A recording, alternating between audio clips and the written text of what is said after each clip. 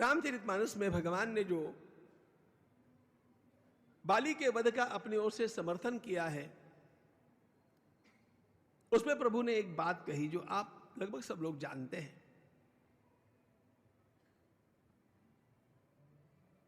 बाली ने प्रश्न पूछा है, हम दोनों भाइयों के झगड़े में आने का तुम्हें क्या कारण है?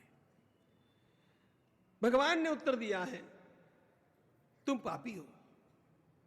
अनुज वधु भगिनी सुतनारी सुनु सट कन्या समये चारी। अपने छोटे भाई की पत्नी, अपनी पुत्रवधू, अपनी बहन और अपनी कन्या, ये चार समान है। अपनी कन्या के साथ पिता को जो व्यवहार करना है अथवा अपनी बहन के साथ भाई को जो व्यवहार करना है, वही व्यवहार इन चारों के साथ होता है। धर्म की यह मर्यादा होने पर भी यदि कोई कुदृष्टि से इनकी ओर देखता है, तासु वधे कुछ पापन होई, यह प्रभु ने कहा।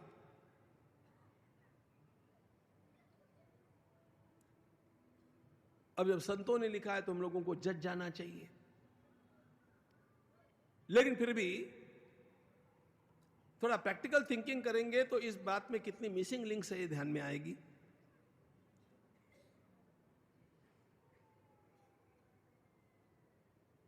बाली ने गलत काम किया, ये तो बात सत्य है, और गलत काम करने वाले को दंड भी होना चाहिए, यह भी बात सत्य है।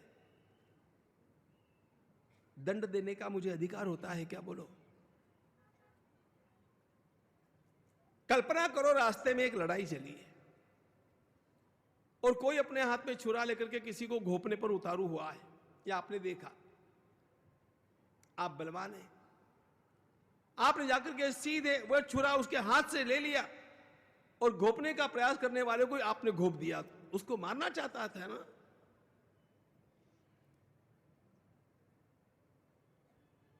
तो आपने सही किया कि गलत किया? कानून की दृष्टि से आपने गलत किया।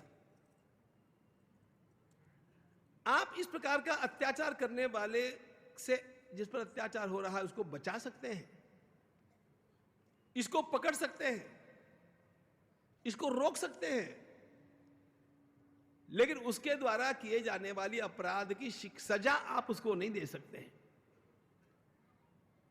आप तो क्या, पुलिस भी नहीं दे सकता है, पुलिस का काम पकड़ना है। He must be taken to the court। ये बात सही है कि नहीं? उसको पहले वहां ले जाएंगे और फिर न्यायालय निश्चित करेगा उसको क्या सजा होनी चाहिए। यही न्याय की प्रणाली है, और वह इसलिए है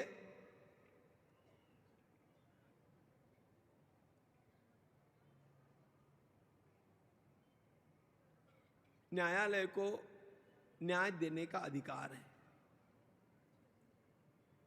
और शासन के द्वारा निश्चित व्यक्ति ही उसको सजा देगा। यह बात है।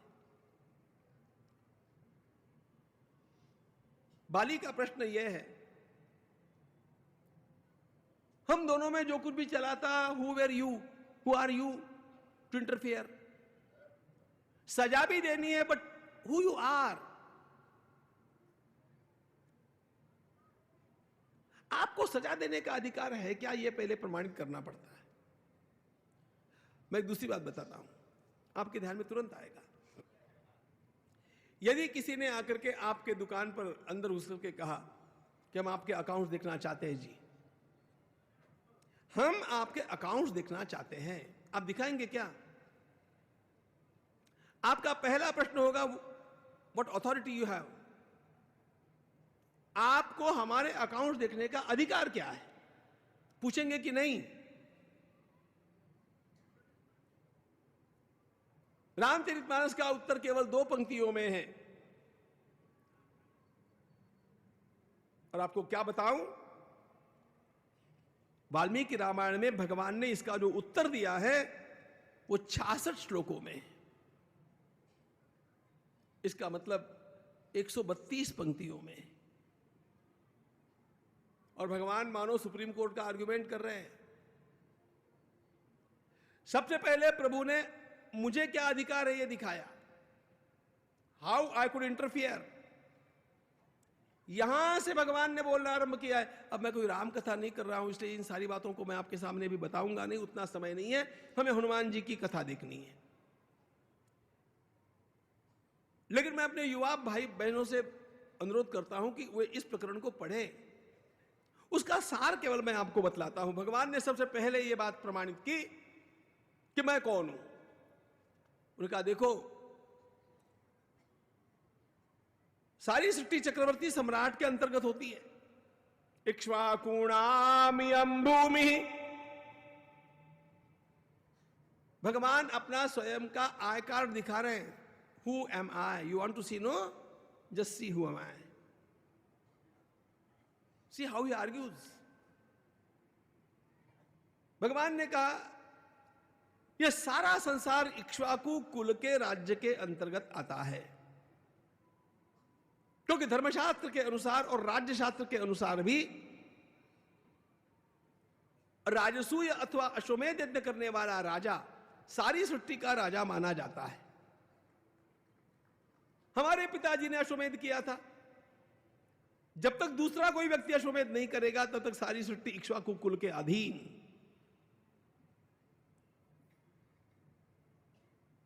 राजसूय अथवा अश्वमेध यज्ञ करने वाला स्थानिक राज्यों को नष्ट नहीं करता था। स्थानिक राजा अपना अपना राज्य करते थे,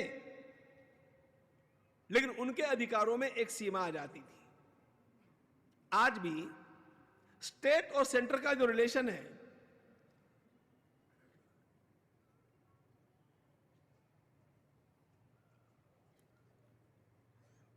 प्रदेश का और केंद्र का जो संबंध है, उसी प्रकार का यह संबंध है। शिक्षा के बारे में प्रदेश को अधिकार है, केंद्र उसके ऊपर कुछ लादेगा नहीं। रेवेन्यू के बारे में प्रदेश को अधिकार है, केंद्र उनके ऊपर कुछ लादेगा नहीं। लेकिन प्रदेश को रेलवे के बारे में कोई अधिकार नहीं है। यदि प्रदेश ने विचार किया, तेलंगाना ने, हम अपनी नोट प्रिंट करेंगे, अधिकार है क्या? नो। कुछ अधिकार केंद्र के हैं, कुछ अधिकार प्रदेश के हैं,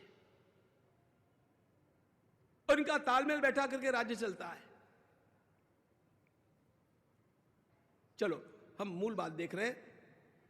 भगवान ने कहा वाली सुनो, इक्ष्वाकुणामियं भूमि सशैल वन कानना मृग पक्षी मनुष्याणां निग्रहानुग्रहेष्वपि तां पालयति धर्मात्मा भरतः सत्यवान ऋजु। यह संपूर्ण सृष्टि, यह पृथ्वी अयोध्या के इक्ष्वाकु वंश के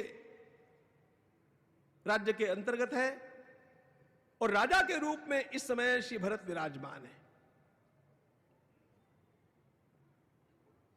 भगवान का बोलना कितना कानून को पकड़ करके जरा देखिए। भगवान ने यह नहीं कहा कि वहां अभी कोई राजा नहीं है। भगवान ने यह भी नहीं कहा कि मेरी पादुकाओं को रख करके भरत ना, नथिंग। भरत जी ने राज्य स्वीकार किया अथवा नहीं किया यह दूसरी बात है, लेकिन कॉन्स्टिट्यूशनली महाराज दशरथ जी ने जब कह दिया कि सिंहासन भरत को दिया जा रहा है, बात खत्म। और वो तपस्वी बनकर के बैठा है, नंदीग्राम में बैठा है, ये सारी बातें ये गौण हो गई। राजा कौन है? भरत। भगवान ने कहा उसके दूत बनकर के हम सर्वत्र घूम रहे हैं कि सर्वत्र कानून का, धर्म का पालन होता है कि नहीं, ये देखना जाए।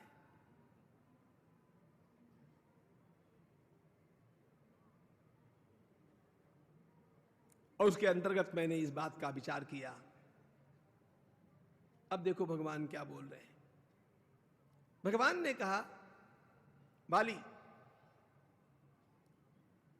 तुम्हारे साथ अन्याय सुग्रीव ने किया, माना। वो भी अन्याय किया नहीं किया, ये बात थोड़ी मीमांसा की बात है, क्योंकि तुम्हारा मंत्री परिषद का आग्रह वैसा था, लेकिन मान लिया कि तुम्हारे मन के विरुद्ध वो बात हो गई और इसलिए तुम्हारा सुग्रीव के साथ वैर हो गया। सुग्रीव के साथ वैर हो गया तो सुग्रीव को सजा देने का तुम्हें अधिकार है। सुग्रीव की पत्नी को सजा देने का तुम्हें क्या अधिकार है? गलती किसकी? तुम सजा किसे दे रहे हो? तुम्हारी बुद्धि के अनुसार इस बात को मानने पर भी कि सुग्रीव ने तुम्हारा अपराध किया है, सुग्रीव के साथ तुम्हारा कलह है, मैं बीच में आता भी नहीं। उसकी सजा तुमने उसकी पत्नी को क्यों दी? उसकी पत्नी को तुमने अपनी बंदी बना करके क्यों रखा? थोड़ा आज की भाषा में बोलूं, मानवाधिकार आयोग, ह्यूमन राइट्स। पति ने अपराध किया, कभी पत्नी को कोई जेल में रखता है क्या? एग्जैक्टली भगवान ने यह आर्गुमेंट किया है। तुम्हें रुमा के ऊपर अन्याय करने का कोई अधिकार किसी प्रकार समर्थनीय नहीं हो सकता है। और पागल, तुम मुझे यह क्या बोल रहे हो? क्या आमने सामने आकर के युद्ध क्यों नहीं किया? मैं तुम्हारे साथ युद्ध करने के लिए आया नहीं, मैं तुम्हें सजा देने के लिए आया हूं। और सजा कैसे दी जानी चाहिए, यह सजा देने वाला निश्चित करता है, जिसको सजा दी जाती है उससे नहीं पूछा जाता।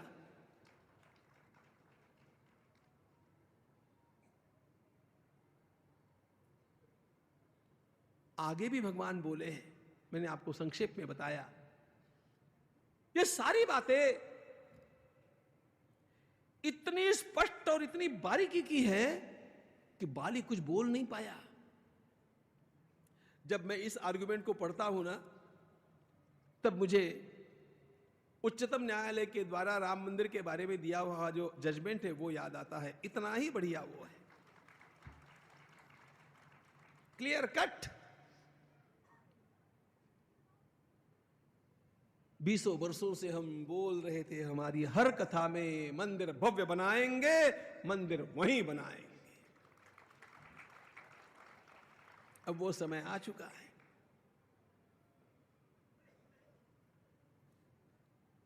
सबको आश्चर्य न्यायमूर्ति के द्वारा जिस प्रकार से उस न्याय का ड्राफ्टिंग किया गया उसके बारे में।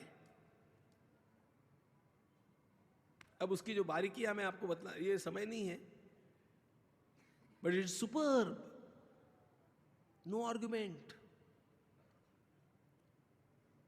एक ही बात उनकी बता देता हूं आगे। उन्होंने कहा कि ये टाइटल केस है, इतने में आपको जो समझना है समझ जाओ। It's legal language. इसलिए भगवान ने भी यहां पर सीधी बात कही थी कि भैया ये मानवाधिकार का विषय है, ये आपस के भाई भाई का झगड़ा नहीं है। भाई भाई का झगड़ा आप दोनों निपटो। रुमा को तुमने भीतर क्यों रखा ये मुझे बताओ। आपको सच्ची बात बताता हूं, वाल्मीकि रामायण में बाली रोया।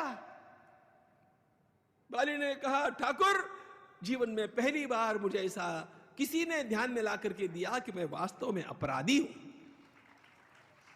You have proved it. ऐसे नहीं मार डाला। There was logical thinking behind that. It's wonderful. और इसीलिए वाल्मीकि रामायण का कोई विकल्प नहीं है। युवकों को संतुष्ट करना है तो वाल्मीकि को ही पढ़ना पड़ेगा।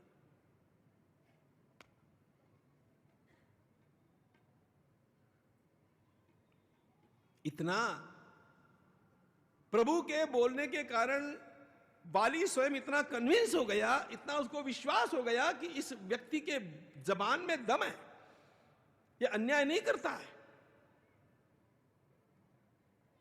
मरते समय बाली ने अपना प्रिय बेटा अंगद उसे समीप बुलाया और कहा, अंगद मैं तो जा रहा हूं, लेकिन मुझसे भी बढ़िया एक पिता के हाथ में तुम्हारा हाथ देकर के जा रहा हूं। और अंगद का हाथ बाली ने भगवान श्री राम के हाथ में दिया।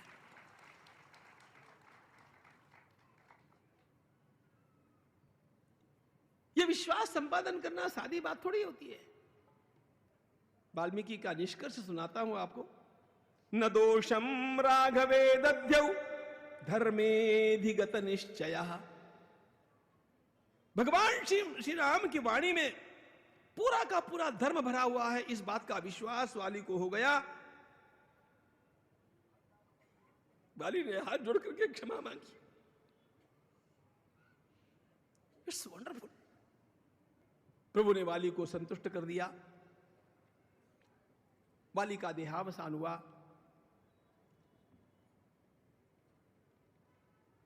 सम्मान के साथ वाली का अंत्येष्टि संस्कार हुआ। भगवान तो किष्किंधा में प्रवेश किए नहीं। प्रभु ने जैसा कि निश्चित किया था वैसे लखनलाल जी को भेज करके सुग्रीव का राज्याभिषेक कराया। विशेष बात यह थी, see how he keeps balances. विशेष बात यह थी कि सुग्रीव का राज्याभिषेक तो किष्किंधा के सिंहासन पर कराया, लेकिन युवराज पद के ऊपर बाली के पुत्र अंगद का राज्याभिषेक कराया। इसका अर्थ यह है कि सिंहासन सुग्रीव को मिला है अभी, लेकिन सुग्रीव के पश्चात यह सिंहासन अंगद को मिलेगा, सुग्रीव के बेटे को नहीं। This is the balance. और यह संतुलन सभी संस्थाएं चलाने वालों को रखना पड़ता है। नहीं रखेंगे तो संस्थाएं टिकती नहीं है। भगवान श्री राम अत्यंत संतुलित व्यक्तित्व है। चलो, मारा मारा फिरने वाला वह सुग्रीव अब राजा बन गया। और जब राजा बन गए तो अपने आप ही जरा आराम फरमाने लगे। और केवल आराम नहीं फरमाते हैं, भोग विलासों में डूब गए। इतने डूब गए कि उनको किसी प्रकार भगवान श्री राम के प्रति अपने कर्तव्य का भान तो छोड़ो, राज्यसभा में जाकर के वहां पर बैठ करके राज्यसभा का कार्य संचालित करना, इसका भी भान नहीं। करते क्या है? कोई भी कभी भी जाए तो यही कहा जाता है कि साहब मीटिंग में है,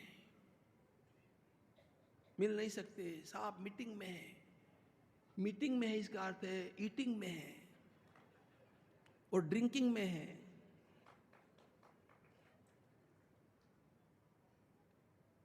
मैं आजकल के साहबों का वर्णन नहीं कर रहा हूं, सुग्रीव का वर्णन कर रहा हूं। और यह बंदा किसी से मिलता ही नहीं है। अब वानर संस्कृति के अनुसार उसकी पत्नी रुमा और तारा दोनों, इन दोनों के साथ वो इतना भोग विलासों में डूबा है और इतना पीता है कि उसकी बुद्धि चलती नहीं है। पीता है वो, क्या पीता है बतलाने की आवश्यकता नहीं है। दिनों के पश्चात दिन, सप्ताहों के पश्चात सप्ताह निकलते जा रहे हैं। ये राज्यसभा में आता ही नहीं है।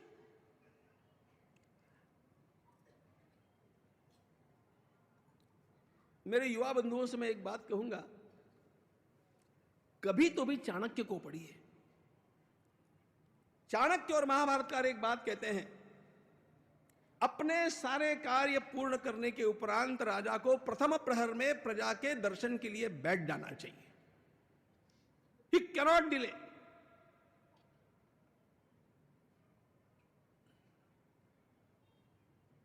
कितने बजे राजा को उठना चाहिए? राजा का उठने का समय चाणक्य के अर्थशास्त्र के अनुसार 2:30 बजे का है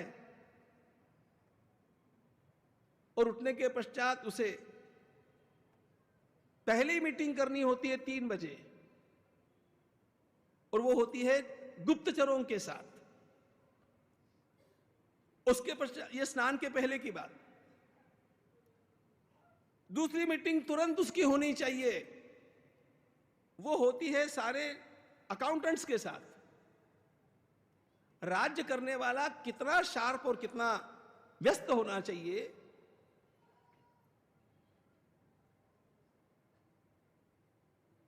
हमारे प्राचीन शास्त्रकार लाइफ मैनेजमेंट के सबसे बड़े विद्वान थे, सबसे बड़े।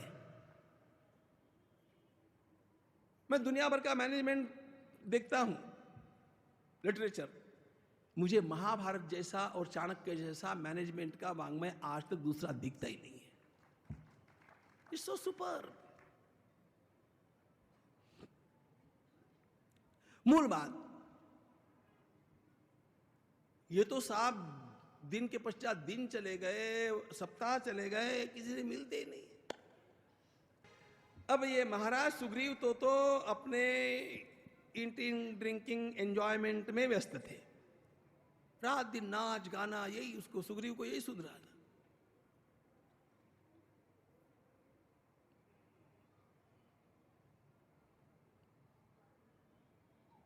उसको पता था अब सिंहासन पर बैठ गए, अब कोई डर नहीं है।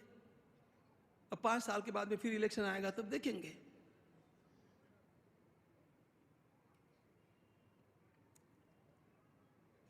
हनुमान जी महाराज सावधान है। हनुमान जी के ध्यान में आ गया कि यह बंदा गलती करेगा। यही डर था हनुमान जी को। हमने देखा ना, हाथ में हाथ लेकर के केवल करार करने के बजाय हनुमान जी ने अग्नि का सानिध्य देकर के, अग्नि का पूजन करके जो मैत्री का संस्कार दृढ़ किया, उसका फायदा क्या है ये यहां पर पता चलता है। उनको पता है कि भगवान श्री राम ने तो अपना कर्तव्य निभा दिया, अपना जो वादा था पूरा कर दिया, ये तो बंदा खाली पीने में ही पड़ा है।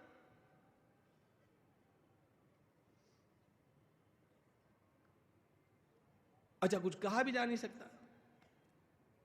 अच्छा, मिलने के लिए जाना है तो द्वारपाल जाने देते नहीं है, साहब काम में है, साहब मीटिंग में है। हनुमान जी गए,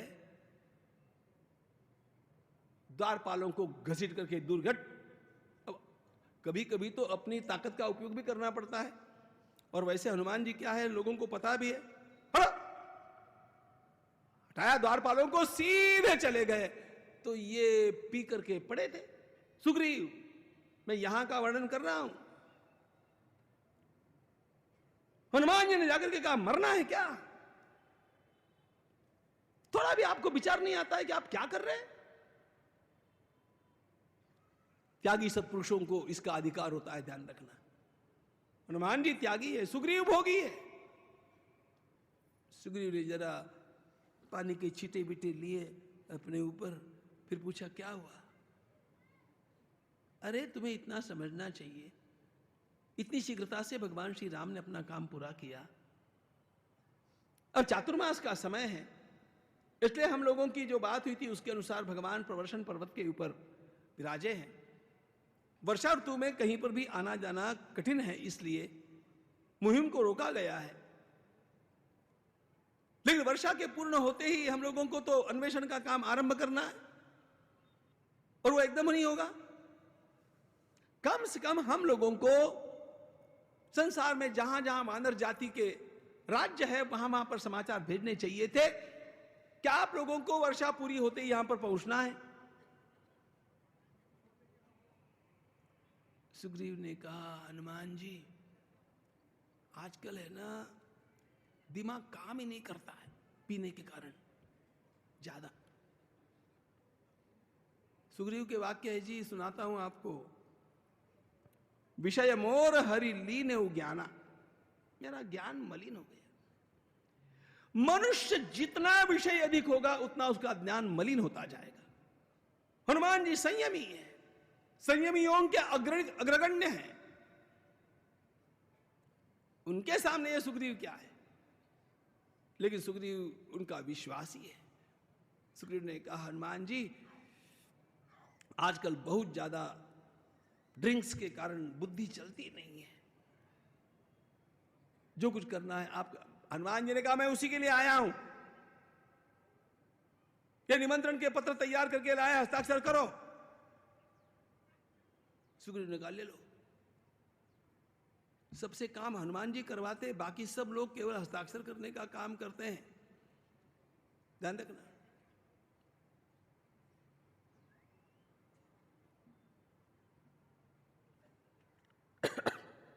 दो कल्याणकारी बातें सुना करके श्री हनुमान जी महाराज वहां से चल दिए। सचिव सावधान हो तो किसी भी प्रकार अपने स्वामी से उत्तम कार्य समय से करवा लेते हैं, और ये करवाने आवश्यक होते हैं।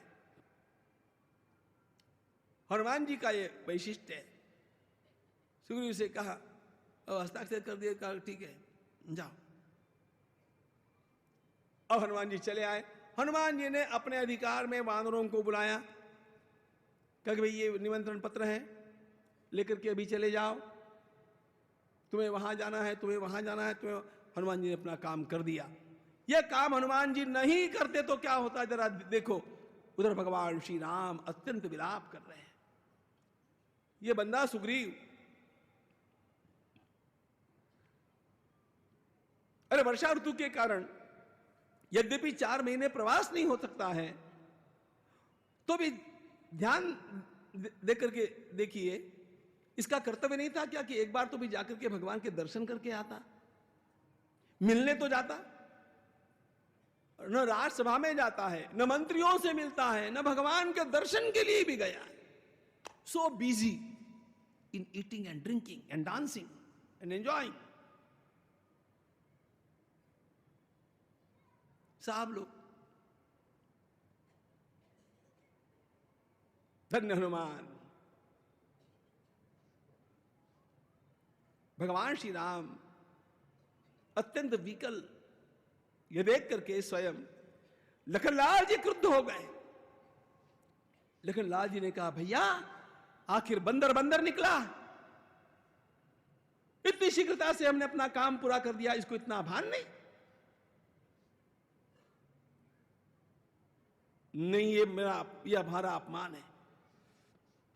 मैं अब भी जाकर के उस पापी को मार करके लौटता हूं, ऐसा कह करके लखनलाल जी महाराज चल दिए। अब लक्ष्मण तो लक्ष्मण है। हनुमान जी की युक्ति का उपयोग देखिए। जैसे ही लक्ष्मण चले, भगवान ने रोका, लक्ष्मण रुको, जाकर के उसको डराओ, धमकाओ, लेकिन मारना मत। मैंने अग्नि की साक्षी में उसके साथ मैत्री की है। मित्र को संभालना होता है, उसकी गलती हो गई, उसको सावधान कर दो, डर दिखाओ, लेकिन मारना मत। हाँ, इतना कह देना कि मैं तुम्हें मार सकता हूं। न ससंकुचित पंथा ये नवाली हतो गतः समये तिष्ठ सुग्रीव मावाली पथमन्वगा।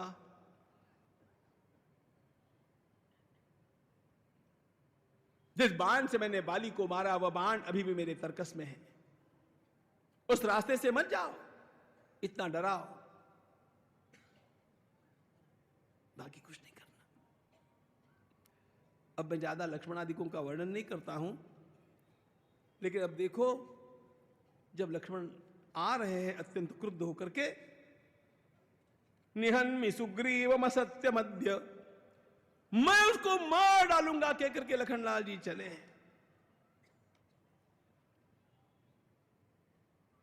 लाल होकर के आने वाले क्रोधाविष्ट लक्ष्मण को देख करके सभी अपने अपने स्थान से भागने लगे।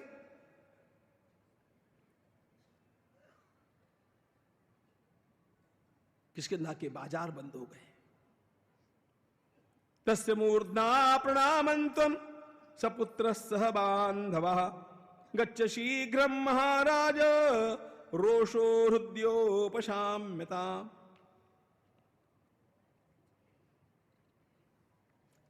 लखनलाल जी की इस अति क्रुद्ध रूप को देख करके हनुमान जी की आज्ञा से 2 मंत्री जाकर के सुग्रीव से पहले मिलते हैं और कहते हैं, महाराज सावधान हो जाइए, अब बचना मुश्किल है। सुग्रीवेणैव मुक्ते तु हनुमान हरिपुंगवः वाचस्वेन तर्केण। हनुमान जी ने कहा, देखो लक्ष्मण कितने भी क्रुद्ध होकर के आ गए तो भी वे सुग्रीव को खत्म तो नहीं करेंगे, क्योंकि मैं श्री राम के स्वभाव को जानता हूं, वे धर्म का पालन करेंगे। लेकिन आज सुग्रीव को मार पड़ेगी। यदि सुग्रीव को मार से बचना है तो एक काम किया जा सकता है।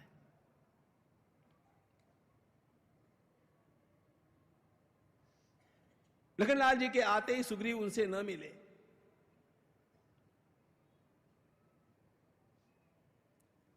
क्रुद्ध होकर के लक्ष्मण आए और सामने सुग्रीव दिखा तो सुग्रीव की तो आज बढ़िया मरम्मत होनी है।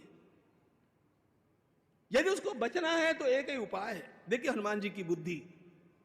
हनुमान जी ने कहा लक्ष्मण का स्वागत तारा करेगी, तारा को आगे भेजो, सुग्रीव को छिप करके रखो।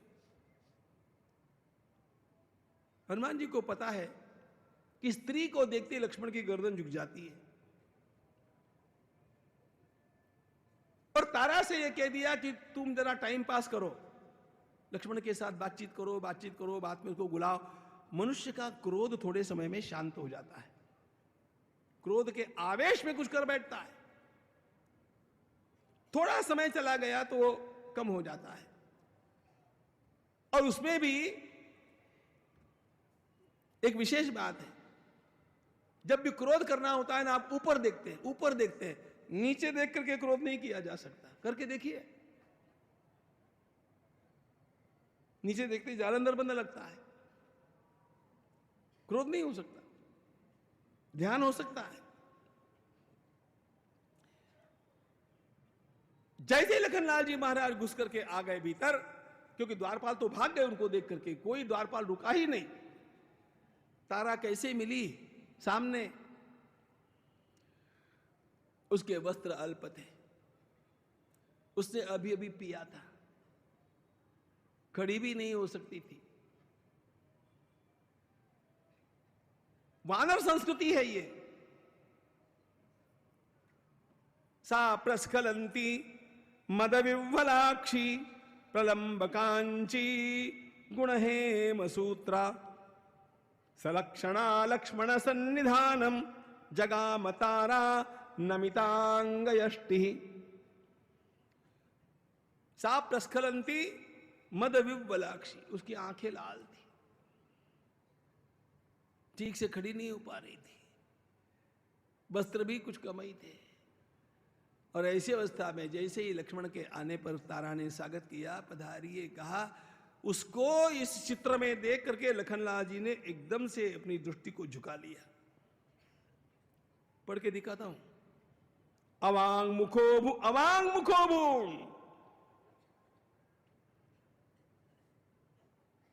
अपने शरीर का प्रदर्शन करने वाले लोगों को शर्म नहीं आती होगी तो भी देखने वालों को शर्म आनी चाहिए।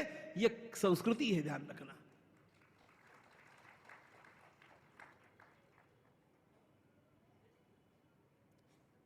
शरीर का प्रदर्शन करने की होड़ इसलिए लगती है कि देखने वाले कस्टमर मिलते हैं।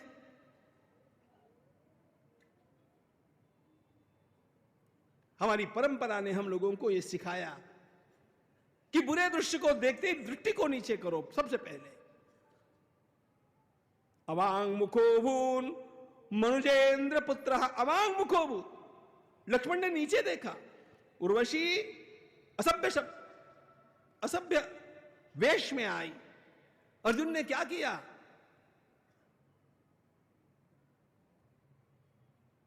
दृष्टवै बचोर्वशीं पार्थो लज्जा संवृतलोचना। लज्जित होकर के नीचे देखा। अर्जुन उर्वशी की ओर देख करके बात नहीं करता है। भारत की मर्यादाओं को समझो।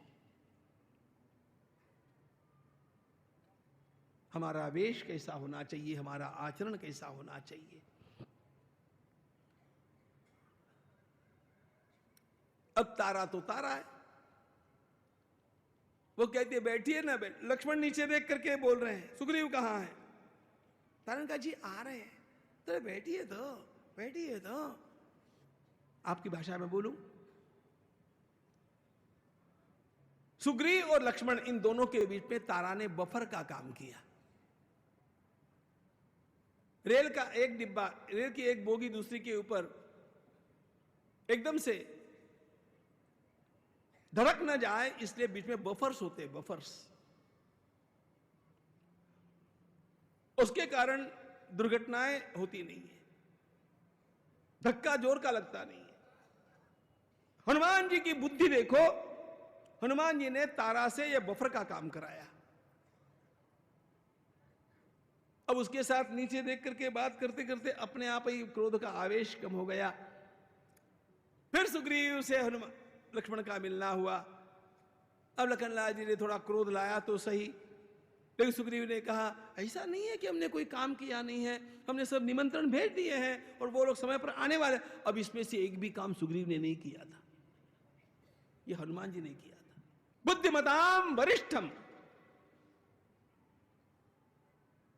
अरे मनुष्य को अगला दिखना चाहिए, जिसको अगली विजन नहीं है वो प्लानिंग नहीं कर सकता। हनुमान जी महाराज में सारे सद्गुण हैं, ध्यान रखना। चलो इसके पश्चात